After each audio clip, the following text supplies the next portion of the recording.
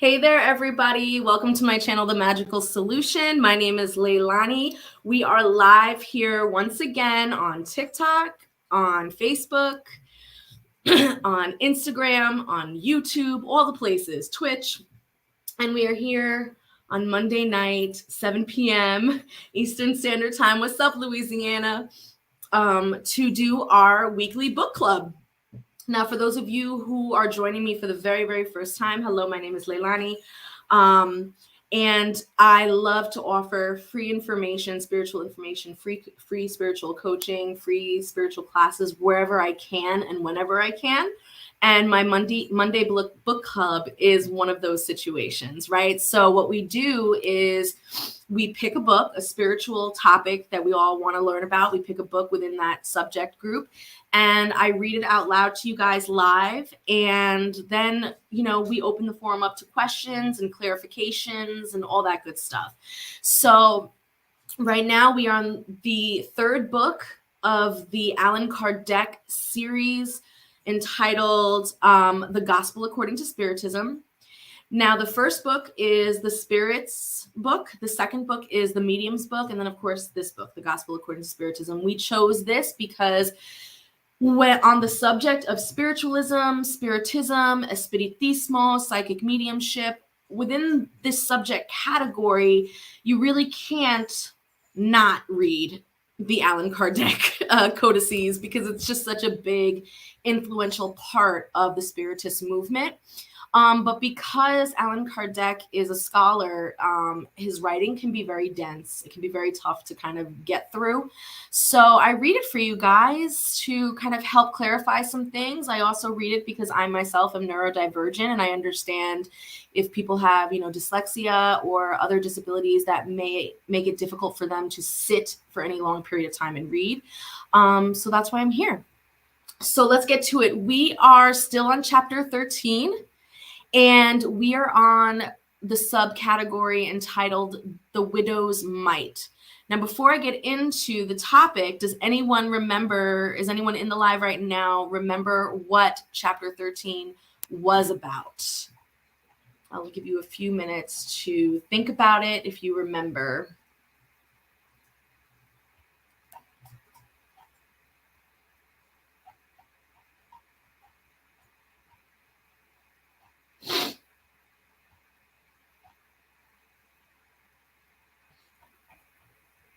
Hello, Zelma. Hello, Gal. Anyone?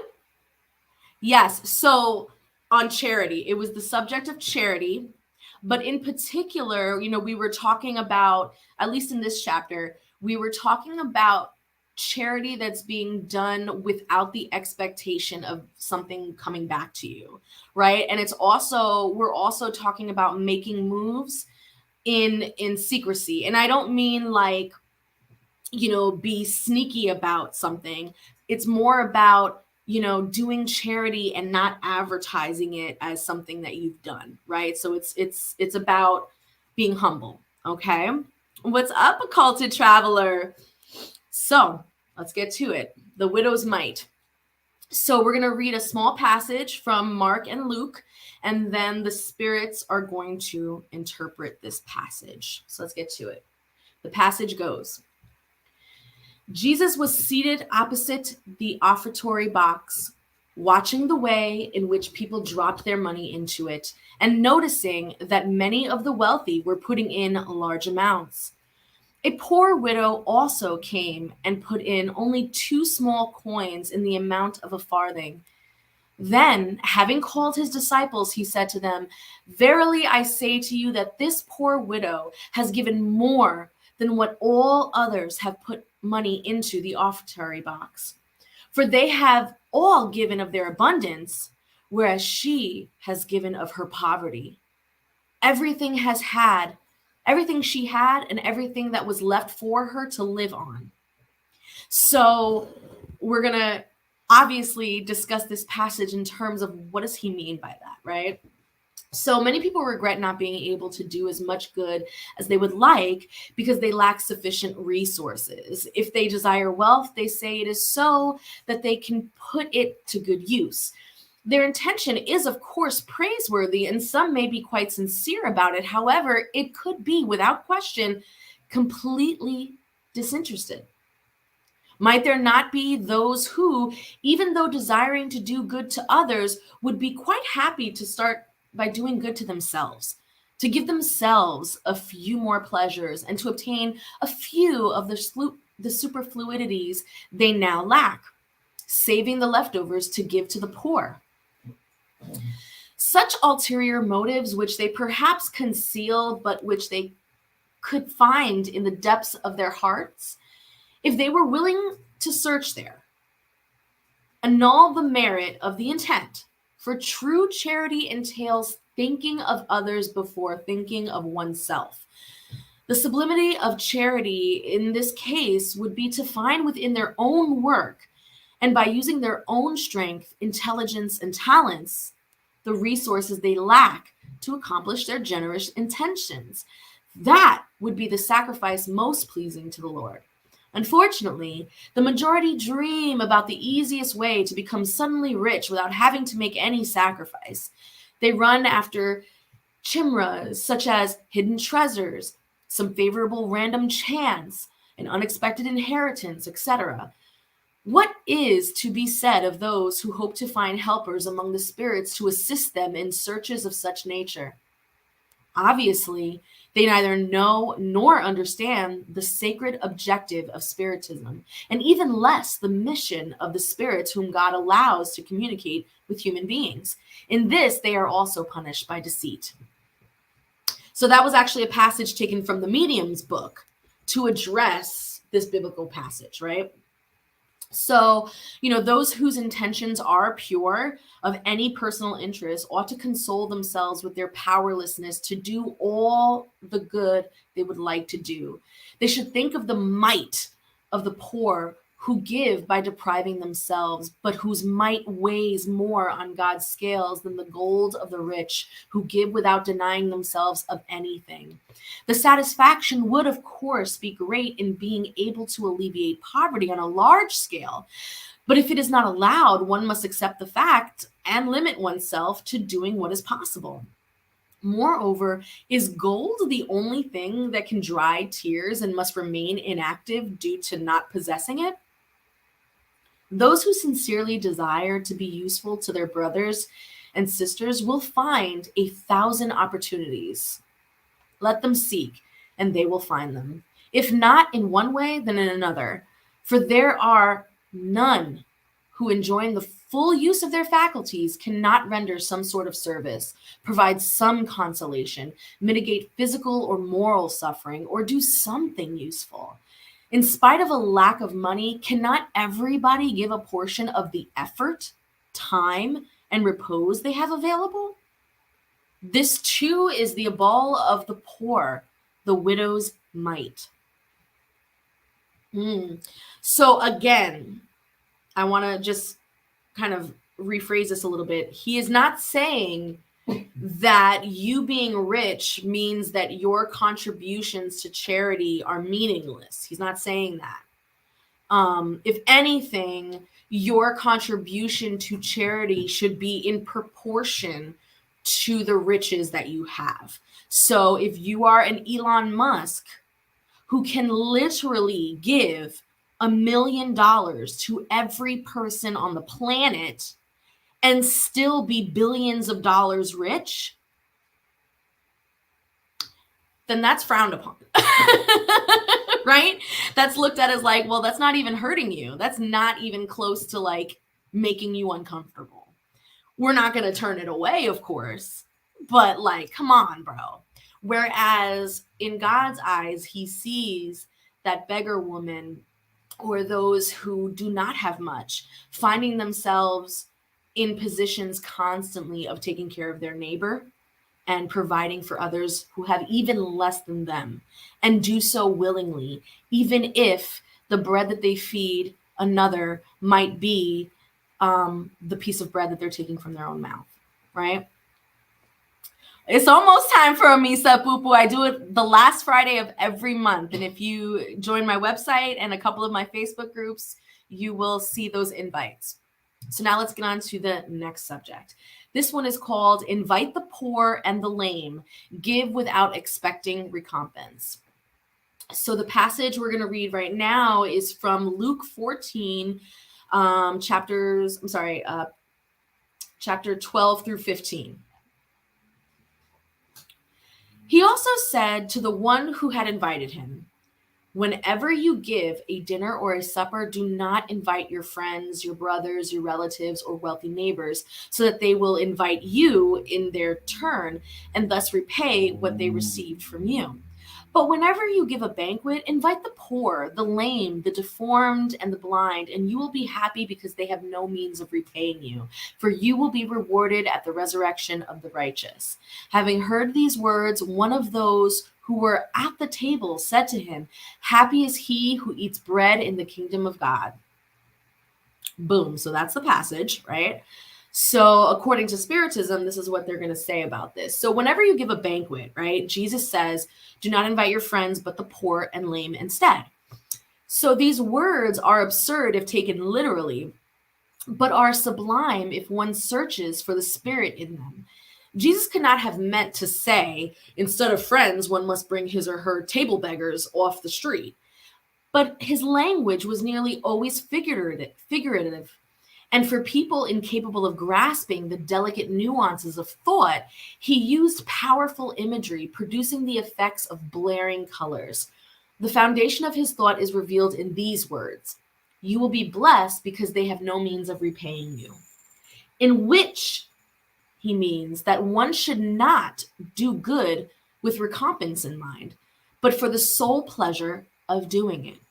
In order to provide a lively comparison, he said, invite the poor to your banquets because you know that they can do nothing to repay you. And by banquets, one must understand not a repast per se, but rather participation in the abundance that one enjoys. So not literally inviting them people to dinner off the street, but when you have an abundance of something, give it away, share it, and most importantly, share it with those who have less than you and who need it more than you. Right? So that's what they're saying here. Now, these words may also be applied in a more literal sense, right? So how many persons invite to their tables only those who can do them the honor, as they say, or who can invite them in their turn? Others, on the other hand, find satisfaction in inviting less fortunate relatives or friends. Well, who does not have such persons in his or her own family? It is, at times, a way to render them a great service without showing it.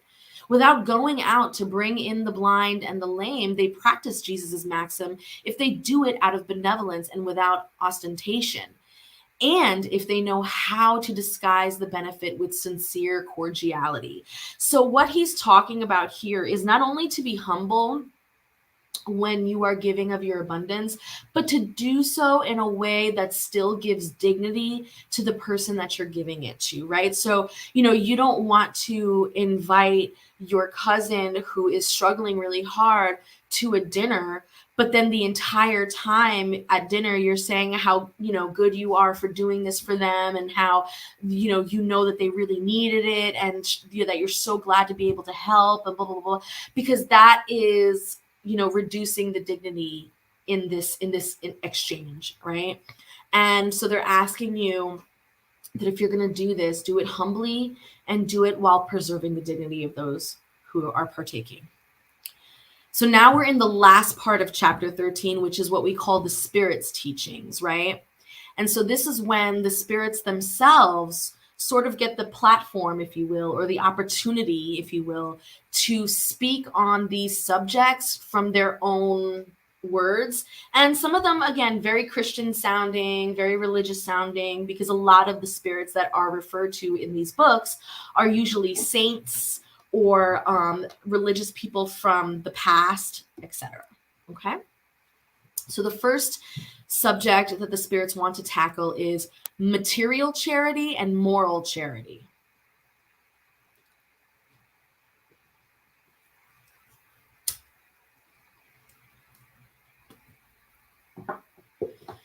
Let us love one another and do unto others what we would want them to do unto us. Every religion, every moral possible is contained in these two precepts. If you were to abide by them in this world, you would all be perfect. There would be neither hatred nor dissent. And furthermore, I will say that there would be no more poverty, because from the surplus of the table of each rich person, many poor people would be fed. And in the dark back streets where I lived during my last incarnation, you would not see poor mothers dragging along their miserable children in need of everything.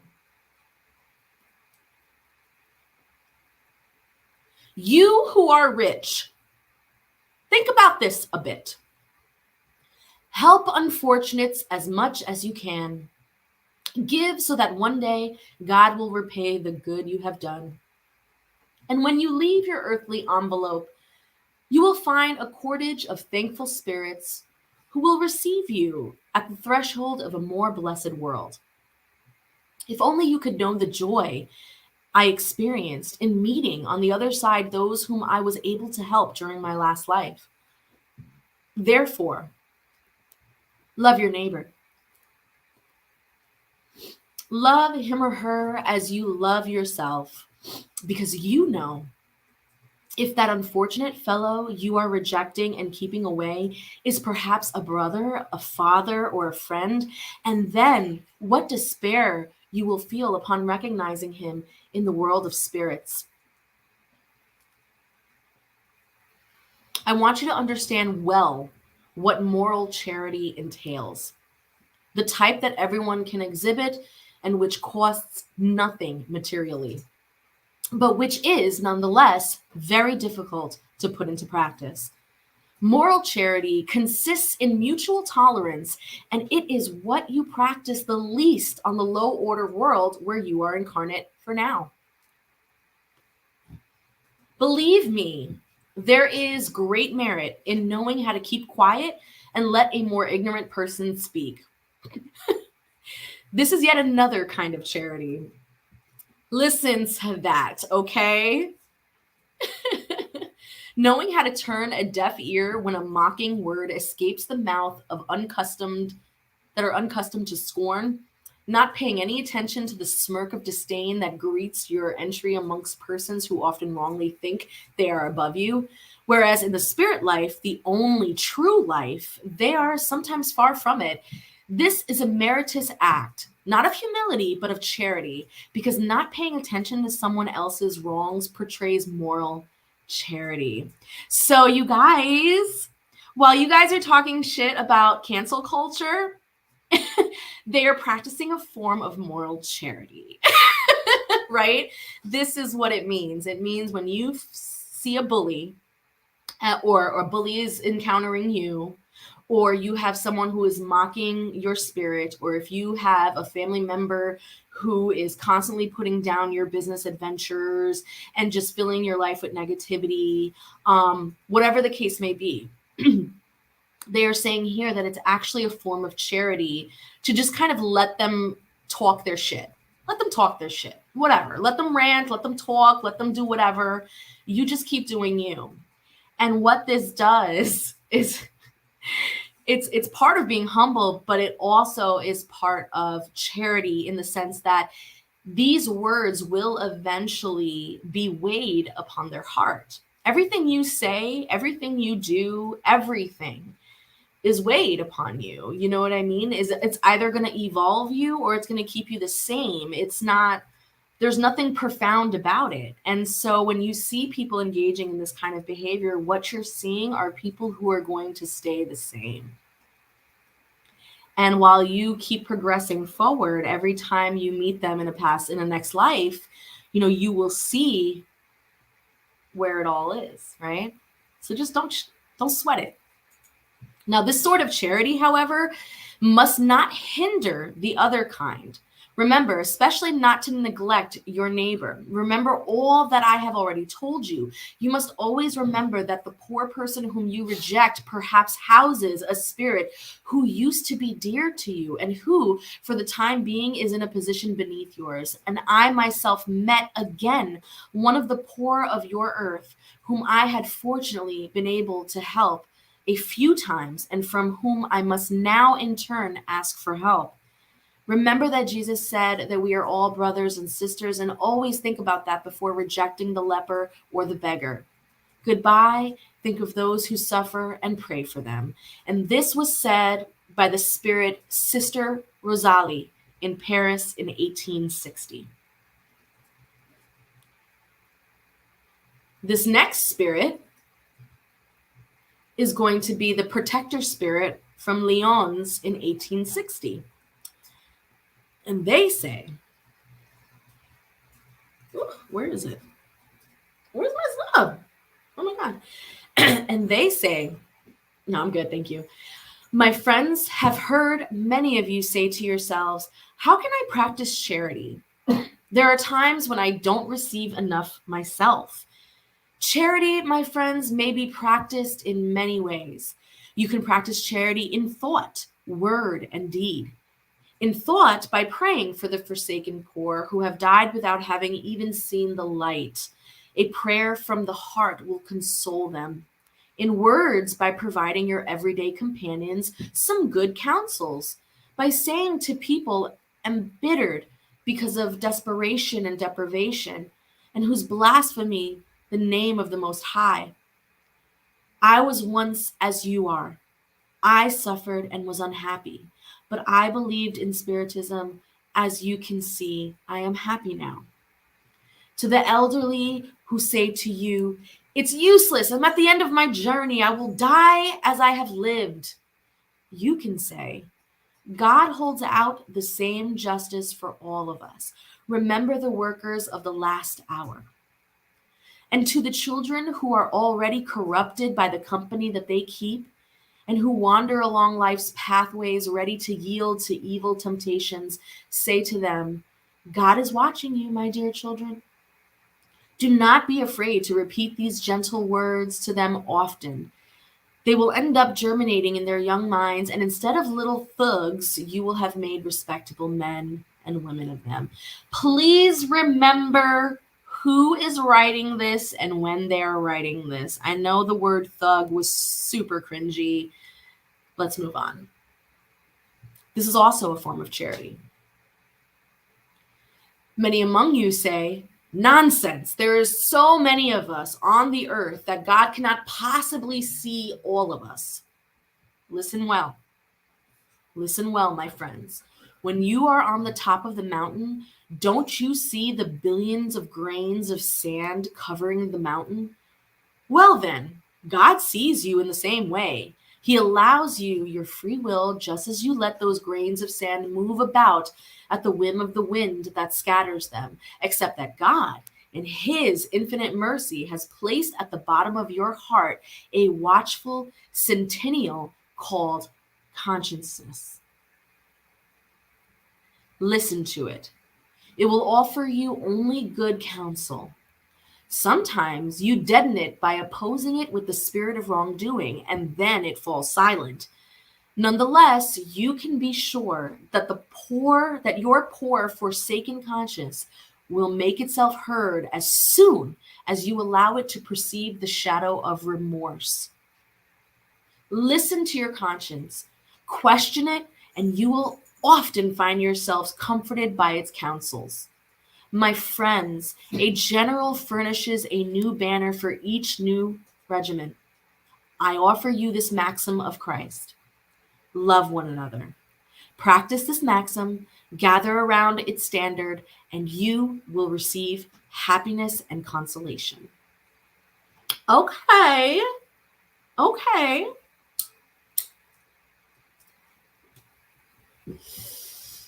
So now we are on the subject of beneficence. Beneficence. I said what I said. Beneficence. And the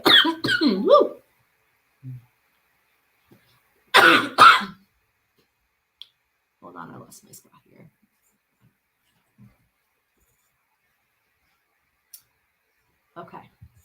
Okay, so the spirit, I found the spot, sorry. The spirit who will be speaking this next passage, his name is Adolf, and he is the Bishop of Algar, and he says these words in Bordeaux in 1861. Beneficence. In this world, my friends, beneficence will give you the purest and sweetest joys, those joys of the heart that are disturbed neither by remorse nor indifference. Ah, if you could comprehend all that is great and gentle in the generosity of beautiful souls, that sentiment that makes people look at one another in the same way that they look at themselves, joyfully shedding their clothes in order to give their brother or sister something to wear. My friends, if you only could have no sweeter occupation than that of making others happy, what worldly festivities could compare to those blissful moments when, as representatives of the divinity, you bring joy to families who have known only the vicissitudes and bitterness of life? When you suddenly see those emaciated faces brighten with hope because they didn't have breads, those unfortunates and their children who, not knowing that to live means to suffer, scream, cry, and repeat these words that pierce their maternal hearts like a sharp dagger: I'm hungry. Oh, understand well how delightful are the feelings of those who see joy reborn where just moments before they saw only desperation. Understand what your obligations are towards your brothers and sisters. Go. Go to meet the misfortune. Go, especially to help hidden miseries, for they are the most heartbreaking. Go, my dear ones, and remember these words of the Savior. Whenever you clothe one of these little ones, remember that you are doing it to me. Charity, oh sublime word that surmises all virtues. It is you who must lead the peoples of the world to happiness. By practicing you, they shall create infinite joys for themselves in the future. And during their exile on the earth, you shall be their consolation, the foretaste of the joys they shall delight in later when they are reunited in the bosom of the loving God.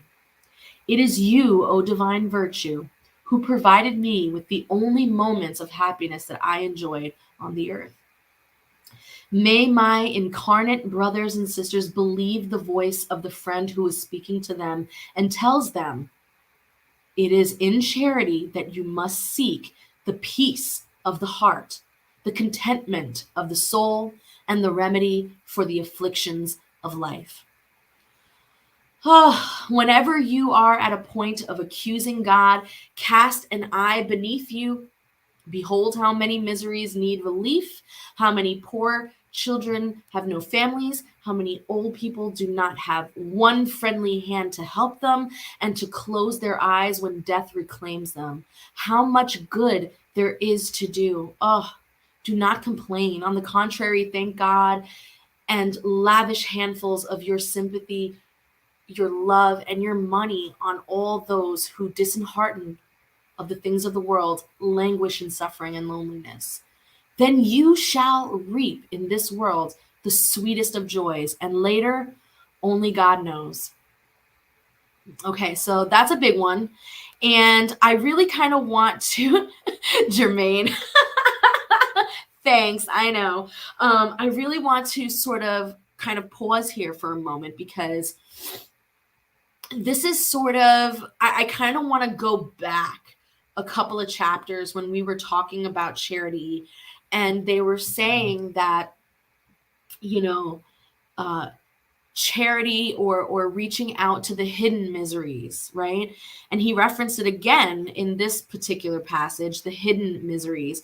And I just want to refresh people's memories. So the hidden miseries are the miseries that are happening behind closed doors to people who put up a good front in day-to-day life, who has never complained, who has never asked for help, who would never admit that something is wrong, etc. These are what are called hidden miseries.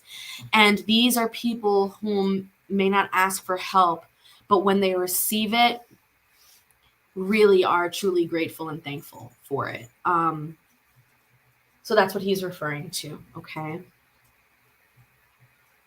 So now this next part is going to be spoken by the Spirit, Saint Vincent de Paul.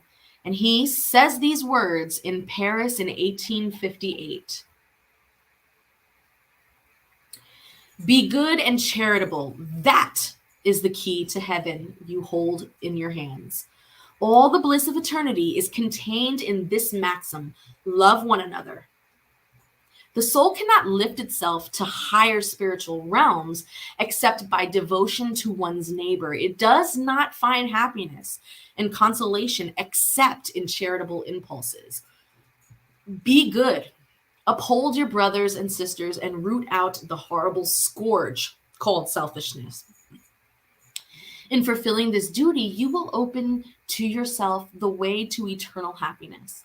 Besides, who among you has not felt the heartbeat, its inner joy expand at hearing an account of noble self-sacrifice, of a truly charitable deed? If you would seek only the happiness that a good deed brings, you would remain on the path of spiritual progress. Examples are not lacking. What you lack is goodwill, which is very rare. Behold the multitude of righteous men and women whose memory history has mercifully recorded. Did Christ not tell you everything regarding the virtues of charity and love? Why do you put aside his divine teachings? Why do you close your ears to his divine words and your hearts to all his gentle maxims? I wish more interest and faith would be displayed when you read the gospel, but you have forsaken that book and have made it hollow of a word, a closed letter. That marvelous code is left in forgottenness. Your ills have come only from your intentional abandonment of that summary of the divine laws. So, read those ardent pages about Jesus' devotion and meditate on them. Strong men and women, prepare yourselves. Weak men and women, make your meekness and your faith your weapons. Be more persuasive, more constant in the spreading of your new doctrine. It is only encouragement that we have come to give you. It is only to stimulate your favor and virtues that God has allowed us to manifest ourselves to you. If you would so desire, you would merely need God's help and your own will. Spirit manifestations are produced only for those whose eyes are shut and whose hearts are stubborn. Charity is the fundamental virtue that must uphold the entire edifice of earthly virtues. Without charity, none of the other virtues exist. Without charity, there is no hope for a better future, no moral interest to guide us. Without charity, there is no faith, for faith is but a ray of light emitted by a charitable soul. Charity is the eternal anchor of salvation on all worlds. It is the purest emanation of the Creator himself. It is his own virtue that gives to his creatures. How can you fail to recognize such supreme goodness? With this thought in mind, what heart could be so wicked as to repress and expel this holy divine sentiment? What child could be so bad as to rebel against the sweet caress that is charity? I do not presume to speak of what I myself did, because the spirits too are modest about their deeds. Nonetheless, I believe that I began one of those works that shall contribute the most to relieving your fellow humans. I have frequently seen other spirits ask for the mission of continuing my task. I have seen them, my gentle and dear brothers and sisters, in their merciful and divine ministry. I have seen them practicing the virtue that I recommend to you with all the joy that such life of dedication and sacrifice entails. I feel great happiness at seeing how much their character is honored, how much their mission is loved and benevolently watched over. O righteous men and women of good and strong will, come together as one in spreading charity. In the very practice of this virtue, you will find your recompense. The spiritual joy it produces starts in the present life. So remain united, love one another according to Christ's precepts, so be it. Okay, St. Vincent de Paul, thank you. Here, that was a real sermon there, he said. Okay, this next one is going to be the words of a spirit named Caritas, who was martyred in Rome, and her words were said in Lyons in 1861. I am called Charity, and I am the main road leading to God. Follow me, for I am the goal that you all must aim at. This morning I went on my usual rounds, and with an afflicted heart I have come to tell you, oh, my friends, such misery, so many tears, and so much you must do to dry them all. In vain I tried to console poor mothers, telling them, courage, there are good hearts watching over you. You will not be forsaken. Patience, God is there. You are his beloved. You are his elect. They seemed to hear me and turned their big worried eyes toward me. I read on their poor faces that their body, that tyrant over the spirit, was hungry. And even though my words might have brought a little peace to their hearts, it did not fill their stomachs. So I told them again, courage, courage. And then a very young poor mother who was nursing a baby took it in her arms and held it out with empty space, as if to ask me to watch over the little being who had received only insufficient nourishment from barren breasts. Elsewhere, my friends, I saw poor elderly people out of work and consequently homeless, tormented by all sorts of suffering arising from necessity, and ashamed of their poverty, and having never begged, they did not dare implore the mercy of passers-by. So, with a heart full of compassion, I, who have nothing, have made myself a beggar for them. And I go everywhere, encouraging beneficence and inspiring good thoughts to generous and compassionate souls. That is why I have come here, my friends. And I say to you, everywhere abound unfortunates whose bins are without bread, whose hearths are without fire, and whose beds are without blankets. I do not tell you what you should do. I leave the initiative to your good hearts. If I were to tell you how to proceed, you would derive no merit from your good deed. I will tell you only that I am Charity, and I hold out my hand to you on behalf of your suffering brothers and sisters. But if I ask, I also give, and I give much. I invite you to a great banquet, and I furnish you with the tree from which you will be filled. Behold how beautiful it is, how it is loaded with blossoms and fruit. Go pick and take all the fruit off that lovely tree called beneficence. In place of the branches you have left bare, I will attach all the good deeds you have done, and will take this tree to God, so that he may load it up again, for beneficence is inexhaustible. So follow me, my friends, so that I may count you among those who rally around my banner. Be without fear. I will lead you along the way of salvation, for I am Charity. So that passage is really important. So who is behind me? If you're looking at the door, I don't see anybody through the screen, but there are spirits always around. Always around. Anyway, so what I love about this is that is truly at the root of Spiritism. Spiritism, spiritualism, the whole Spiritismo, the whole thing. The root, the central stem of these practices is rooted in charity. Okay? And charity, again, as said before, can be done in so many different ways, in so many creative ways, and it doesn't have to cost a penny. And what is being said in these passages is that to be born, to have a life, means that you will suffer. It is inevitable. Suffering is inevitable. That is until everyone happens to wake up at the same time. And the only way that can happen is if hope is present.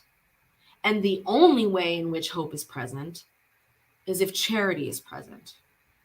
Because in a sea of bitter people, in a world of chaos, in social media where nothing is good news, every once in a while, a person will stumble upon someone doing a good deed for someone else. And it's those moments that sort of recalibrate the spirit in people. And for that moment, brings them back and says, you know what? Yeah, life is suffering. Life is hard, but there's always someone that has it worse than I do, and I need to give of myself. If I give of myself, I will feel like I have purpose, right? I'm doing God's work. That's really what it's about, okay? So now this next passage is going to be spoken by Caritas again on a slightly different take. And this time, Caritas says these words in Lyons in 1861. There are many ways to practice charity, which many of you confuse with almsgiving. There is a big difference, however. Almsgiving, my friends, is useful sometimes because it brings relief to the poor, but it is nearly always humiliating both for the one who gives and the one who receives. Charity, on the other hand, links the benefactor to the beneficiary and can be disguised in so many ways. One can be charitable even towards one's relatives and friends by being indulgent towards them, forgiving their weaknesses, and taking care not to wound their self-esteem. And you, Spiritists, can practice charity in the way you act toward those who do not think as you do, by leading the less enlightened to believe, but without shocking them and without attacking their convictions, but instead by gently inviting them to our meetings where they can listen to us, where we will be able to find our way into their hearts. That is one aspect of charity. Now listen to what charity means for the poor, those disheartened by the world, but recompensed by God, if they can accept their poverty without complaining, and this will depend on you. I will make myself understood by using an example. Who's behind me? You tell me. What do you see? So I will use an example, he says. Several times each week, I observe a meeting of ladies of all ages. Now, to us, as you know, they're all sisters. What do? They work industrially, very industrially, with their agile fingers. You can also see how radiant their faces are and how their hearts all beat as one. But what is their objective? They have seen that winter is approaching and that it will be hard on the homes of the poor. These ants have not been able to gather enough provisions during the summer, and they have pawned most of their belongings. The poor mothers are upset and weeping, thinking about their little ones who will be cold and hungry this winter. Be patient, poor mothers. God has inspired others who are more fortunate than you. They have joined together and are sewing small garments. One of these days, when snow has covered the earth, and you complain by saying God is not just, which is what those who suffer normally say, one of the children of these good workers turned into servants of the poor will arrive at your doorstep. Yes, it is you for whom they are working, and your complaining will be turned into blessings. For love follows close behind hate in the hearts of the unfortunate. Ooh, that was strong. Since all these workers need encouragements, I see communications from good spirits coming to them from far and wide. The men who take part in this group also provide their support in the form of readings that are so pleasing to all. And in order to reward the zeal of all and each one in particular, we ourselves promise these industrious workers a good clientele that will pay them with blessings, the only currency used in heaven. We further assure them, without fearing to do so, that this currency will not be lacking for them. Okay. This next passage is spoken by, again, the protector spirit in Lyons in 1861. My dear friends, every day I hear you say to one another, I'm poor, I can't practice charity. And every day I see you lacking indulgence toward your fellow beings. You do not forgive them for anything. You turn yourselves into judges who are at times quite severe without asking yourselves if you would be happy if they acted the same way towards you. Isn't indulgence also charity? You who can only practice charity by being indulgent, do that at least, but do it extensively. Regarding material charity, I would like to tell you a story from the other world. So, 2 men had just died. God said previously, while these 2 men are alive, all their good deeds are to be placed in a bag, and at their death the bags will be weighed. When both came to their final hour, God ordered the 2 bags to be brought to him. One was fat, voluminous, and stuffed, resounding with the coins that filled it, and the other was so small and thin that through the cloth one could see the few coins it contained. Each man recognized which bag was his. The fat one is mine, said the first. I recognize it. I was rich and gave a lot. That thin one is mine, said the other. I was always poor. Alas, I had almost nothing to share. But oh, what a surprise! When the 2 bags were set on the scale, the fatter one became light, whereas the small one became heavy so that it outweighed the one with the others on the other side of the scale. And then God said to the rich man, you have given much, it is true, but you gave to be ostentatious, and to see your name displayed in all the temples of pride. Moreover, while giving, you deprived yourself of nothing. So go to the left and be happy that your alms have counted for anything at all. She said to the left, okay, to the left. Then he said to the poor man, you have given very little, my friend. But each one of those coins on the scale represents a privation for you. Even though you did not give alms, you practiced charity. And what is better still, you practiced it naturally, without thinking that it would be taken into account. You were indulgent and you did not judge your fellow beings. On the contrary, you offered excuses for all of their actions. So go to the right and receive your recompense.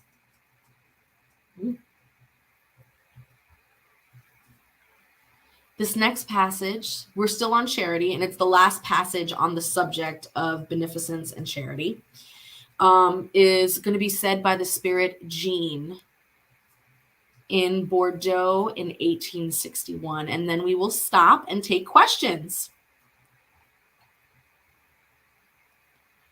Could not a rich, fortunate wife who does not have to spend her time doing housework dedicate a few hours of useful work to her fellow beings? With what she has left over from her pleasures, she could purchase clothes for the unfortunates that shiver in the cold. With her delicate hands, she could sew a basic yet warm clothing and help a mother cover her child about to be born.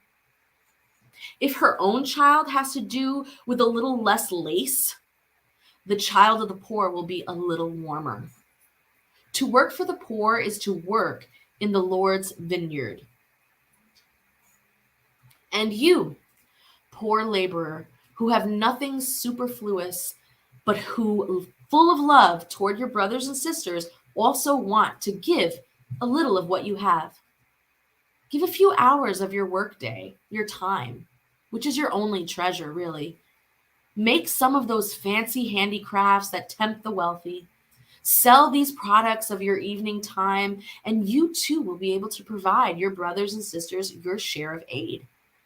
Perhaps you will have a few less ribbons, but you will have put shoes on someone who is barefoot.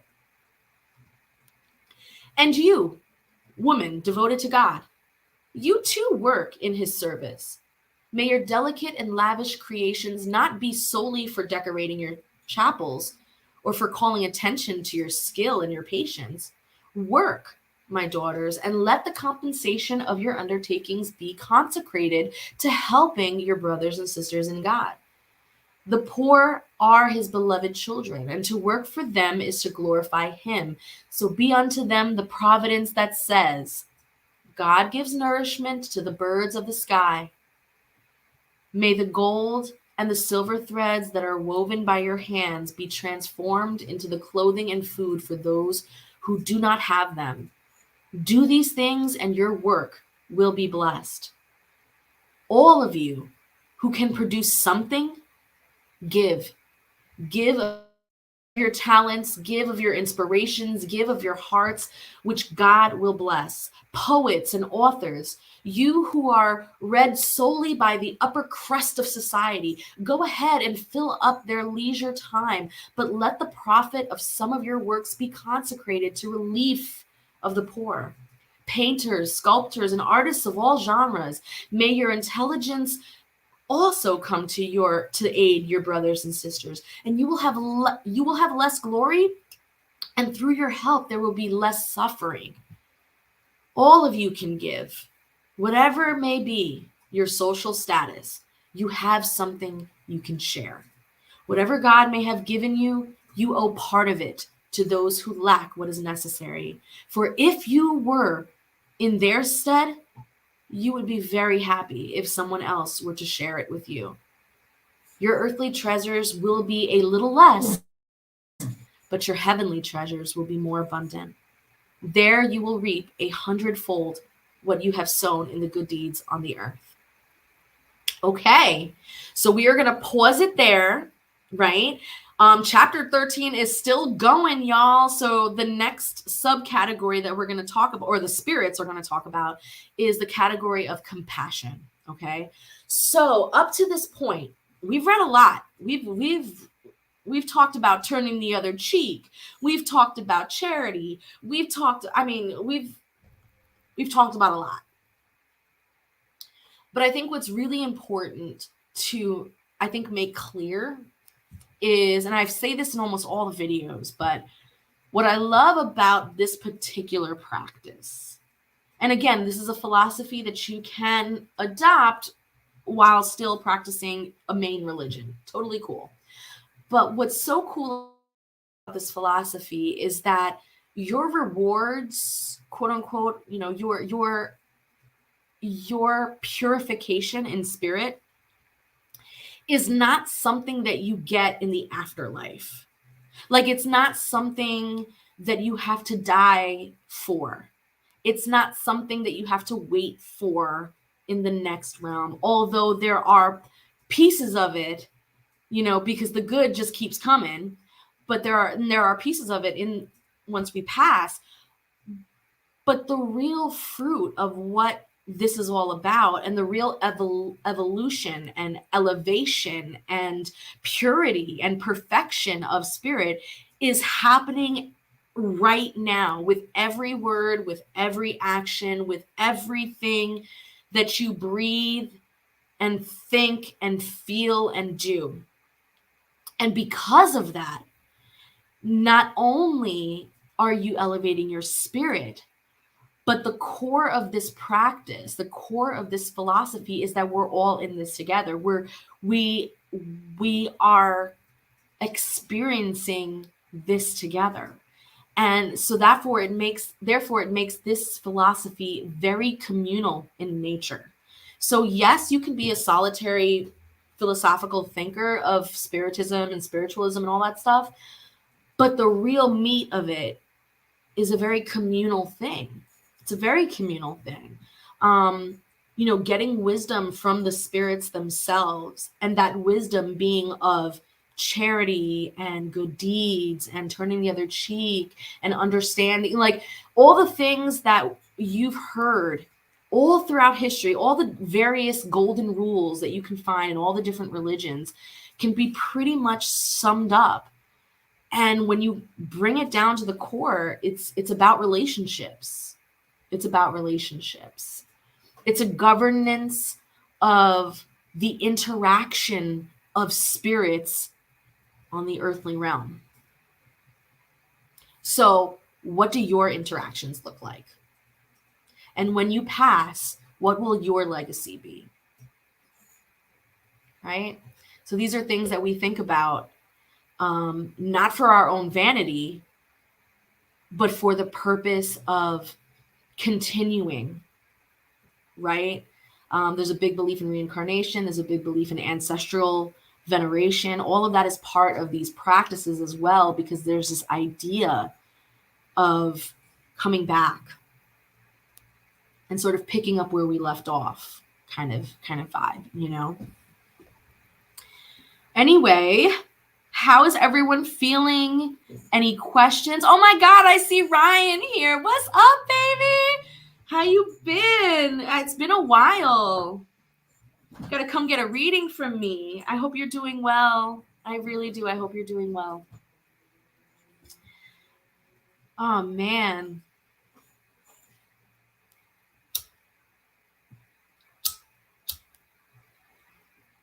Not real fire. Not real fire. Okay, so no questions? Okay. So with that said, please know that I teach classes on these various subjects. I also have amazing, amazing friends and connections within these communities that are absolutely brilliant and are people of charity, people who are willing to give of themselves as well. So, connect, stop by, the website, stop by the Facebook groups, connect with me, because the relationships that we build together are beautiful. They're amazing. And I think it's one of those things where you just have to experience it to know, to get it. You know what I mean? But I never want to make it seem like it's like a secret cult or anything like that. Like, I'm not trying to start a movement, but I'm just really proud of the wonderful friends that I have and the wonderful community that I've built. And those people are brilliant people, and they deserve to be known just as much as you deserve to be enlightened and given the wisdom and the answers to the questions you've always wanted to know, and the fact that we're doing it together, we're growing together. And that's really, really important, right?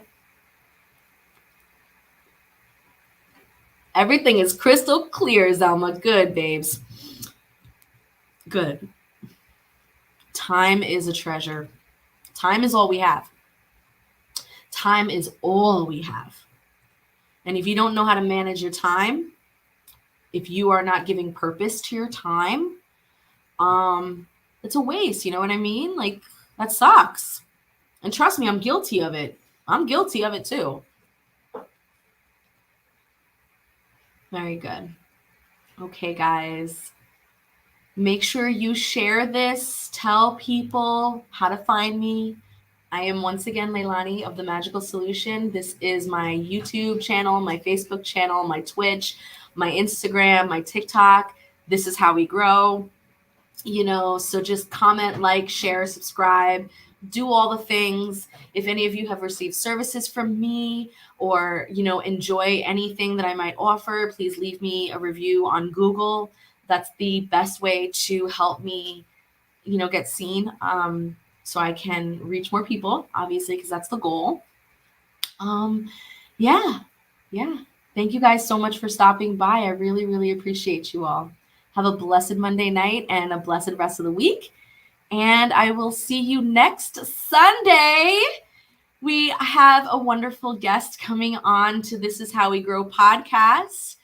And we are also doing a live giveaway to one lucky viewer that night. So make sure you guys come. Make sure you tell a lot of people to come, because the more engagement, the more entries you have to win the giveaway. Okay?